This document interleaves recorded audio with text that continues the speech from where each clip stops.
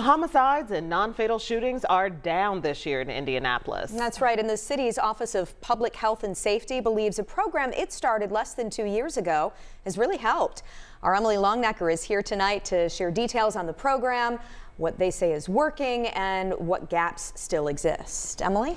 Well, Jenny and Felicia, almost 3 years ago, Mayor Joe Hogsett asked the Office of Public Health and Safety to help tackle the problem of violent crime in the city.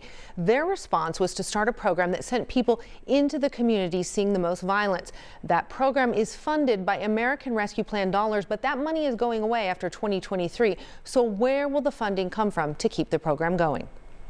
That answer comes in the form of $4.2 million the city approved to fund the Indy Peace Fellowship program in its next budget. A sign say those helping oversee the program, like Tony Lopez, the Deputy Director of Community Violence Reduction, that the program is working and has a future. How do we push through and keep working on getting that funding coming is by doing the work that we're doing and still being out there and getting things done. Do you feel like the reduction in homicides is directly related to the work you guys have been doing? I feel like we have a very big part in it, yes. That work involves 3 separate groups of people. Outreach workers who work with those considered high risk for either being a perpetrator or victim of gun violence. Those outreach workers also collaborate with grassroots organizations in neighborhoods that are also trying to prevent violence. Once inside the program, participants have access to life coaches who work with them for 12 to 18 months to set goals and work on them. It's going to allow them to obtain employment, go through cognitive behavioral therapy to help change their mindset. Participants also have access to money to help them eliminate anything that stands in the way of their goals. That could be transportation.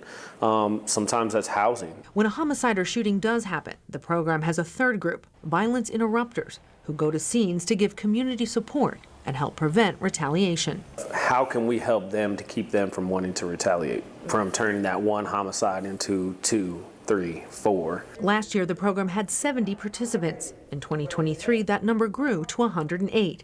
18 people so far have graduated. One of them, a man whose house kept getting shot up because of an ongoing conflict with others.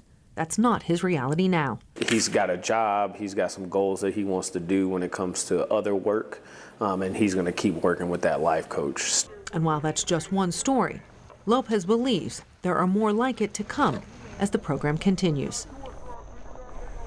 And right now, the Indy Peace Fellowship program has 59 people working in it. They mostly work with people ages 18 to 35. So what about the youth violence we're seeing? Lopez says the program is addressing that too and hopes to expand those efforts. We'll hear more about that from him at 6.